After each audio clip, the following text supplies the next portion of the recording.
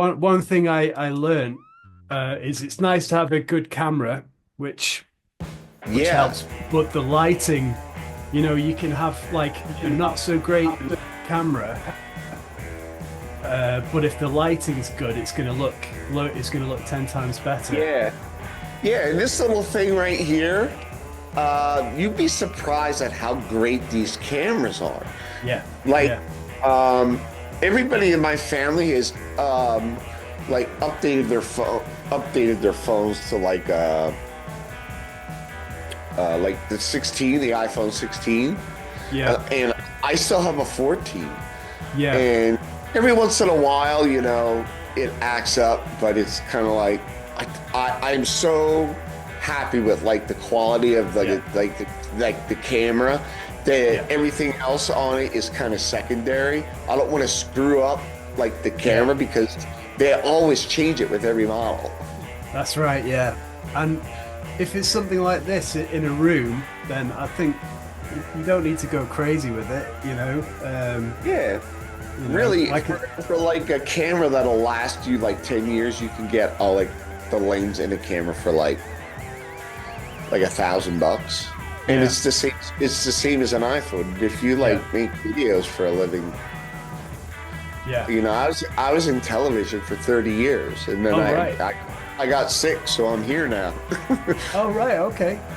Yeah. So what do you do content wise that you're going live? So, okay. So I've got my band. Is kind of how I started with any of this sort of thing. Um, Long story. I'll shorten it a bit, but during lockdown, I couldn't play in my band, so I had a few friends asking me to show them how to play things on guitar. So like I made some tabs and I did a few videos and that's it really and I started a YouTube channel of guitar lessons and What's it sort of called? it's called Deathray Cat Okay. and it specializes in rockabilly, surf, psychobilly, punk rock. At the minute, I'm getting a lot of requests for cramp stuff. So Yeah. the reason why I was going to go live is just to build my YouTube channel. I've gone live a few times before, but I think if you do it regularly, it's supposed to help, you know, push out your Oh, channel a bit more. absolutely. So Can you there you can go. you send me a link and then I'll share Yeah, it with our audience in the description of the video? absolutely. Yeah, that'd be great. And I would Um, personally love to check that out yeah, because do you know who the Hula Girls are? I don't think so. No, I don't. They're like a surf exotica band, Yeah. but the guitar player Spike has his own YouTube channel called Spike's Breezy Cocktails or whatever. Cool. Okay. And he does like tiki drinks and he travels all over the country, the tiki bars and stuff like that. Amazing. That's great. Yeah, Yeah. it's really I hit him up and I said, "Hey, how do you make all this content, that Mm, it looks so good?" yeah. And he's got like 30,000 subscribers. Does he have guests on there sometimes? Because Yes. I seen I I seen do. an interview with someone from X. I think they were talking about the band X, Probably. and he Probably. was interviewing someone. I think it might have been that, but I'll check it out. Spike. What's the? Spike's Breezy. I'll send you the Yeah. link. Cool. Cool. Yeah, he's a great dude, and he just kind of walked me through like his basic setup and the equipment he uses. And he's like, there's like different tiers, if you're working on a budget, there's this Yeah. tier that's great, and if you have like a huge following and can afford it, there's this tier. You know what I mean? Like when you level up Okay. Yeah. your channel. And then he said also there's this channel called Think Media, Right. and tons of like equipment reviews and tutorials and like suggestions for people who are trying to like start out but want to really make good quality stuff. Yeah. So I would recommend watching Think Media because they have like a whole team of people that helps people. Yeah, So, I think I might have seen some of those when I was figuring out how to do the lighting and what cameras to buy and stuff. Like, for now, I'm just using a webcam, but for my videos, I use like a proper nice camera. I can't remember what it is. I did a lot of research and I've forgotten. But, yeah, I know exactly what you mean. It took me to get this set up right now, and it doesn't look like much because it's all subtle stuff. Yeah. But it took me 6 months to research everything. Yeah. Just to research and learn how to use everything. Sure. Yeah. But first, before we get into your band, tell me about the channel specifically. So it's called Deathray Cat, and I try and post once a week, and I'll do like some kind of lesson on YouTube, and then I've got a Patreon which goes along with it. So like that's where I keep most of the tabs, and I make backing tracks. Oh, really? Yeah, I do like. When I do a guitar lesson, what I try and do is I'll try and make a backing track of the song that I'm doing. So like I'll try and make like a version of, for example, I just did Bend Over I'll Drive by the Cramps. And it's a great title, isn't it? And I'll so I'll listen to the drums and I'll make a rough approximation on GarageBand. I do everything here, like I just get some MIDI drums. They can sound okay on GarageBand. Maybe stick some reverb on there and stuff. And then like I've got my bass guitar there. I'll play the bass lick and then I'll try and mix it as good as possible. And then I play over the top for the lesson and then hopefully if I've got enough for a backing track, people can then download that backing track to play along to the lesson I've just taught them. So that's the idea, and then I do a few bonus videos on the Patreon as well. Patreon is an excellent tool.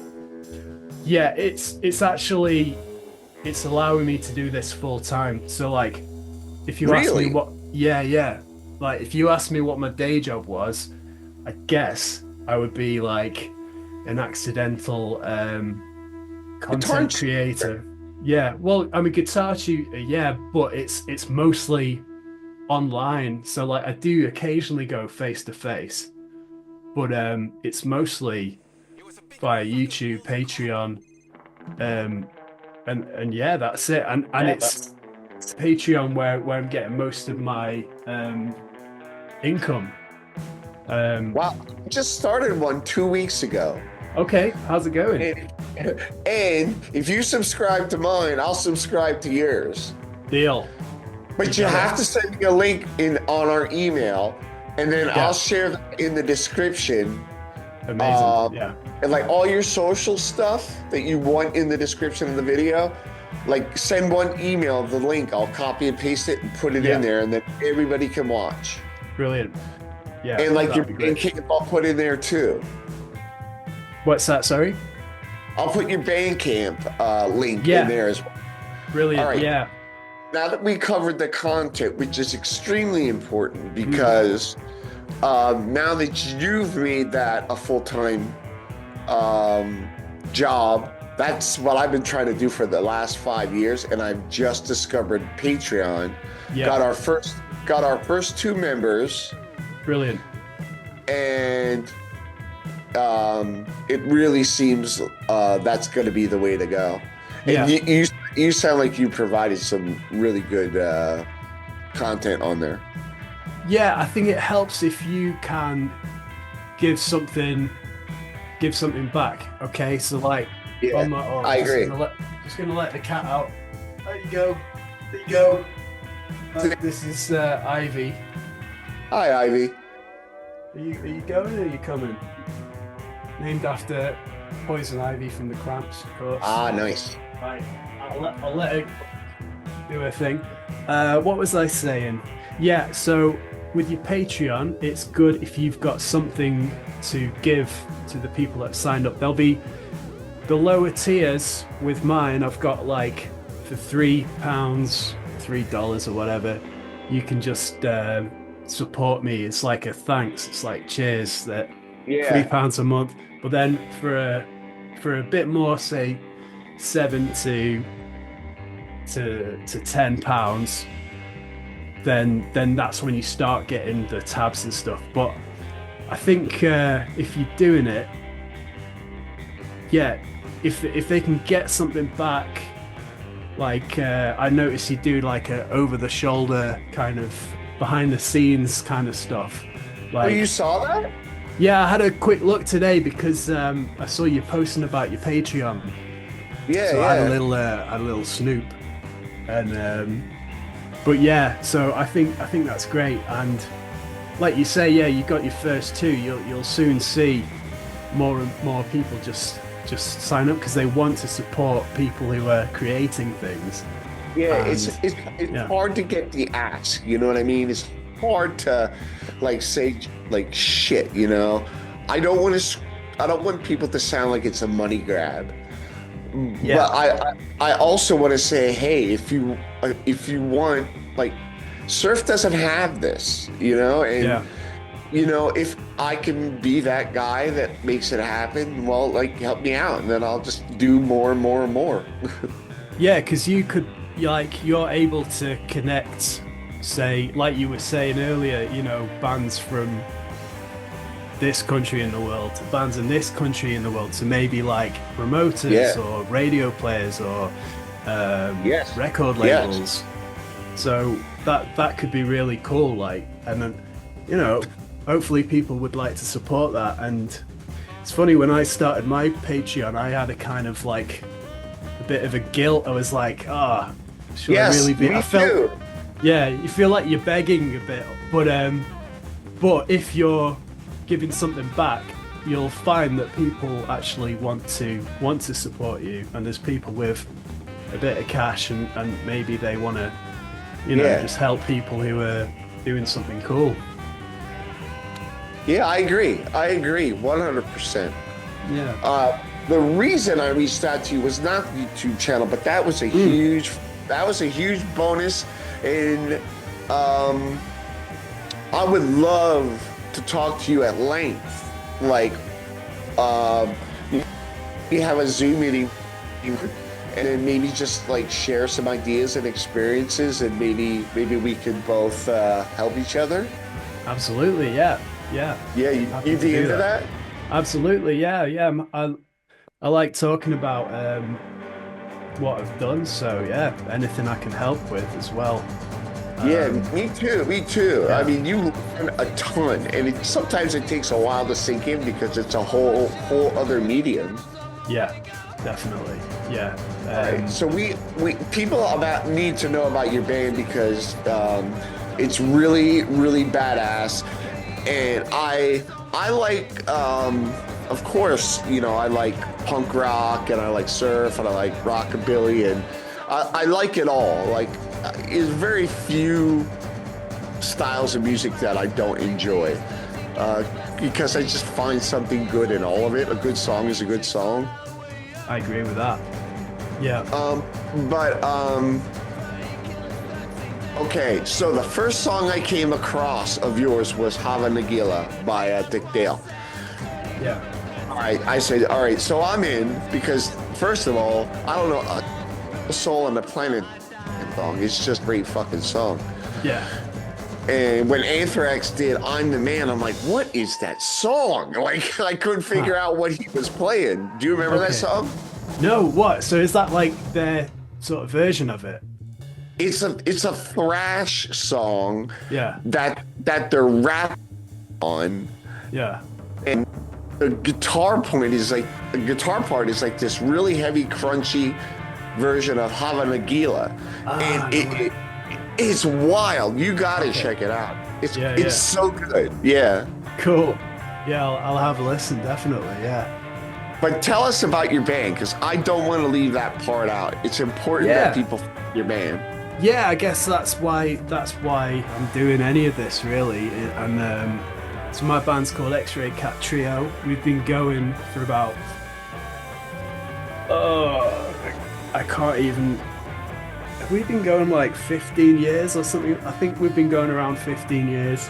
But it's always been like my personal project. To kind of started it off as a solo thing called Xray Cat. I'd go out and play guitar. So we've been through a few different incarnations. Kind of started off maybe a little bit more fast psychobilly sort of thing, psychobilly rockabilly, and then I started listening to a lot more surf and more specifically, I don't know if you consider him surf. Some purists would say not, but Xray. Oh yeah, we all love him. Yeah, right. You could argue, wait, that's not surf music, but it's instrumental a lot of the time. It's the attitude. It's raw. Like I fell in love with that sound. So definitely got a couple of recordings and albums that are like heavily influenced by that kind of thing. Yeah, you really have a lot. You have a lot on your page. Yeah, we've got like I think we've done 3 full albums, and then we've got like a bunch of EPs as well. This one on my wall. This is probably, it's just the sleeve here. I want Out for Blood. That one's pretty heavily Xray influenced, but it's also got like songs, with vocals in. We were listening to a lot of Twin Peaks, watching a lot of Twin Peaks as well. Oh yeah. Geez, I was in high school when that came out, and I was like, "What a great show!" Amazing. It's crazy. I'm rewatching it now, and obviously since David Lynch passed away quite recently. Yeah, I bet a lot of people are doing that. Yeah, definitely. Yeah, but what did you think of the reboot? Not the reboot, but like the third, the later one. Yeah, I watched it and I enjoyed it. Like, basically, it was a few years ago now, but if it's David Lynch, then I'm gonna watch it. And chances are I'll enjoy it. I'll find something to enjoy about it. But I also liked all his kind of chats that he'd do. He's a really inspirational dude for creatives. He did a full 2-hour masterclass. I think it's on YouTube now. Just talking David about Lynch? Yeah, he did a masterclass on directing, but it applies to man, and it applies to anything. I found it really inspirational. It's like, I think everyone should watch it who's a creative because he's just so inspirational. He's kind of unaffected by what might make him popular or what other people might want to see.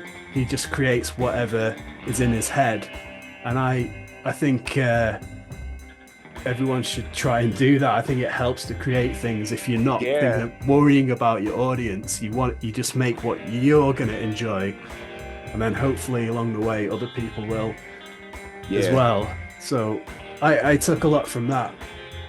I've heard a lot of people think, not think, the people that work with him, artists, musicians, actors, actresses, when they work with him, it changes them for life. It's a life-changing experience because it teaches them a different way of thinking and acting towards other people. Yeah, that's cool. Yeah, it seems like that. And you could see he had a few collaborators that he'd stick with throughout his career. Kyle MacLachlan. Exactly, yeah. And musicians as well, I think. But yeah, I'm not an expert. I'm just he's someone that really intrigues me, and people like that, it's contagious when you see somebody just creating stuff for the love of it. But but I'm rambling a little bit on now. But well, tell me about that record, because I went on your Bandcamp and I was going to buy a record. It said it was sold out. Okay, so were you looking for vinyl or? Yeah. Yeah. So this one in particular, Well, the thing is with the vinyl for a start, I guess when we're pressing it, we're not like we're not very well known. We're a bit known in our field. So like we don't press thousands, we press like a few hundred. And then when they're gone, they're probably gone for the vinyl copies. Right. However, this one, which was done in 2015, I'm gonna say, we are gonna re-release that. So this was originally on orange vinyl, and we've not announced it yet. So this is a Pi Records exclusive. We're gonna repress that, and it's gonna be on blue vinyl, and it's like a 10-year anniversary because it's 10 years since we first released it. We're going to throw a party for it in Leeds at the Brunel Social Club. Not announced that yet either. I'm waiting for a poster. And in October, we're going to do a tour of the UK. Wow. What city are you based out of? We're in Leeds, so that's wow. West. Yeah, north. That must be quite a life to be living in Leeds. I mean, I'm used to it now. It's cool. It's I came here like 20 years ago. Came here to do university, and I stayed here because it's got a really good live music scene. So like, there's loads of bands playing. There's quite a few like bands that got famous that started around here. Yeah, totally. And it's kind of like, what's that? Sorry. No, I'm okay. Like, Sisters of Mercy is the first one that springs to mind. So, and it's kind of like, it's quite a small city, so like it's more like a town. Whereas, like, say if you were in London, the capital, I find that just a little bit much for me because I like a bit of a slower life, and the countryside around here is beautiful. You can get out of the city and go walk up a hill and, like, you know, just get away from everything. Whereas London's intense, it's fast, it's loud, it's expensive. So I like it up here. Well, I have a question. How much is it to live, like, compared to where you are in Leeds? How much, like, does it cost to live in London, to give the person the perspective? Because London is, I would say, the epicenter of the music and arts in Europe, correct? Yeah. Well, I mean, you could argue it's got a lot of the punk rock kind of history there, and British invasion, all the 60s stuff. In fact, there's loads of stuff that's come from here. But yeah, price wise, you're looking at, like, it's I've not checked for a long time, but it's like a quarter of how much it would cost to live down there. Like, it's ridiculous down there. It's it's really, like, I couldn't afford to live there.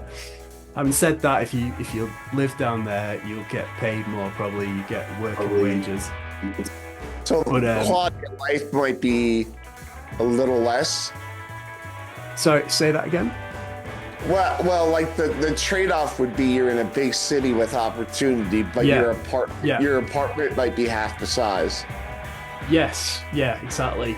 And you'd have to find a way to live there, so you'd be working a lot. It's hard. I think it would be tough. I think it'd be really tough unless you got really lucky and you knew someone with a cheap room or something. But yeah, I don't know. I've been up here 20 years, so, like, I'm probably a bit out of touch, to be fair. But it does seem like kind of brutal down there to me. Yeah, there's quite a few cities in the United States that are like that. Like, I've been to San Francisco, and I love San Francisco. And, you know, I love going to Lyle Tuttle's tattoo shops because he's got, like, 6 or 7 there, maybe even more. And I used to, when I lived out in Monterey, I would just go there after work and just walk around and visit the tattoo shops and get to know the artists. Right. And it was pretty cool. But, you know, people in television that do like the production work behind the scenes like I did, they come east because they can't afford to work in the industry there and live there because the wage isn't you can live, you get to work every day. Yeah. You know what I mean? It's just, it's a shame. I think it's kind of getting like that. Just in general, in the UK, people are struggling to, like, you get paid whatever you get paid, and then even if you've got a 9 to 5, you'll struggle to be able to, like, go out and, like, do stuff. I've got a weird job, so again, I'm a little out of touch, but I've got a lot of friends who have full-time jobs working in, like, hospitality or, you know, low-level office work or whatever, and they can't just go out on the weekend because it costs, you know, they'll spend half their wage on an evening. But I think it's like that in a lot of places now at the minute. But yeah, that's a shame. Well, your music really was like my gateway to get to know you, and I'm glad I did, because at least I found that we have something to offer each other, or offer each as far as, you know, probably just conversation about music and you know, our jobs. But you know, I can't wait to actually look at your Patreon page and, like, you know, my daughter has picked. Let me fix this here. I got my Zoom running out of time notice, so I have 10 minutes. Oh yeah. So my daughter is learning guitar in college, and she had lessons when she was very young, and she was really good, but she stopped playing for some reason. And now she's taking it into college, and I think, wow, why don't I just sign up for that now? And now on my account, she can just watch it whenever she wants. Yeah. Okay. Cool. So what kind of stuff is she playing? Well, she's, of course, House of the Rising Sun, and I taught her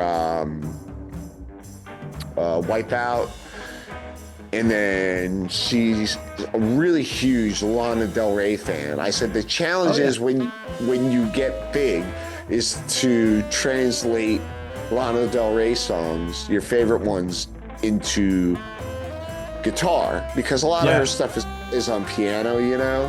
Oh yeah, okay. So I said, that's the trick. If you can read music, read tablature, and play by ear as well, I said you'll have a lot of fun.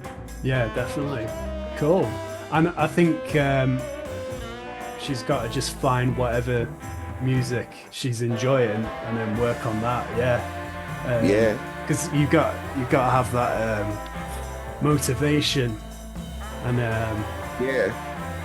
and I think it's harder to get into, you know, if somebody says, right, learn these scales or, like, learn these chords, unless you've got that context of learn these chords that are in your favorite song, or, like, learn this scale and then you can play this song that you really like. So it's making it interesting and fun, and then you're more likely to stick to it, I find. Yeah, I agree. I was my first teacher was my guitar teacher was a priest. Oh yeah. He was, a Greek Orthodox priest. And I found it very boring, and it wasn't moving fast enough. And one day he just, like, left town. I don't know what happened. So I needed a teacher And this guy, his whole family was like savants when it came to music, you know. Every other aspect of their life was a mess, but they just spoke that language, and like they all had their like doctorate in whatever music field they got into, and they were all like musical geniuses, and they did lessons and taught. They were professors, and but the rest of life was a shambles. Right. But my uncle's friend, his brother was doing that. He's like, you just got to be really careful when you go over there, because, you know, and my uncle would always check in on me. He's like, she's not doing anything crazy over there, is he? And I'm like, no, everything's cool. Yeah. And he taught me to play my first song by ear, and it was Saints in Hell by Judas Priest. All right. Okay. And I was like, it was like those kind of songs, and I was like, I don't really like Judas Priest, but he's teaching me to play by ear. Yeah. I was like, all right. So, you know, after a couple of weeks, I'm like, Judas Priest is really good. And, you know, and then there was, what was that one? I really wanted to learn. God of Thunder by Kiss. Yeah.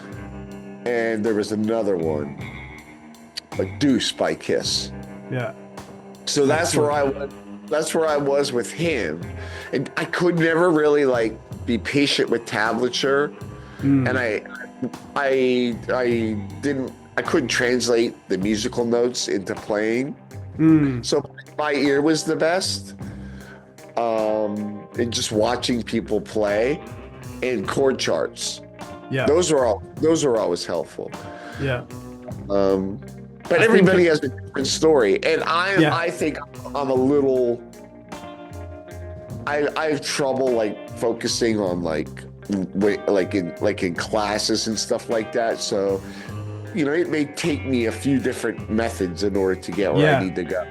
Yeah, I think knowing different methods it helps me when I'm teaching. It's like, okay, so like I'll say something one way, and I can normally tell like if the other person's like, if it's sinking in or if it's clicked, and then if not, I'll be like, okay, well, let's look at it this way, or let's look at the tab, or let's listen to it. But like, not everyone's different. It's not like one way to learn something. Like you say, if you can use your ear, then that's really useful. Do you also do lessons on like via like virtual like this? Yeah, like I'll do like this. I'll do on Zoom. I'll do like an hour lesson here and there, and I've got used to it now. It's kind of normal, but I think in the room face to face is always going to be easier. Because you know, you got the technology barrier for a start. That's the hard part. Yeah, but if you've got a good connection and you can hear everything, then I can normally just like, you know, I can see and hear everything, and it normally goes pretty well. Yeah. Awesome. Well, I want to thank you so much, Nico, for you know, your patience with the technology here, and no problem. And just being a part of like, it's hard to find people that understand what goes into like YouTube and stuff like that. And Patreon and music and how it all works together. And, you know, now I feel very grateful that you and I connected, because I think, at least on my end, that I can learn a ton from what you're doing now that I know your YouTube exists. And I can check it out and sign up for your Patreon. I just feel like I'm the one who's winning here. Well, thanks for spreading the word. But it's weird because when I started the band, like, I never in a million years would have thought, oh, I'm going to be a YouTube guy. I'm going to be like making video content. Because a lot of the time I'll do my lessons, but then I'll do vertical videos with like tabs rolling. And I never thought I'd be doing that. And sometimes part of me is a bit like, I just want it to be like a musician, like have I sold out or whatever. But at the end of the day, I'm still working with music, and I kind of use everything to promote itself, if that makes sense. So it all ties in together, and it beats like some of my old jobs. You know, 100%, yeah. You know what I mean? But yeah. yeah, I'm happy to talk to you about any kind of this stuff. I do like talking about it and helping people, because I put in the hours and I've learned quite a lot about it. So yeah, I'm happy to help if I can. Yeah, thanks so much, Nico, for being on the show. And thank you for spreading the word and doing what you're doing. So, you know, we're all winners. Yeah.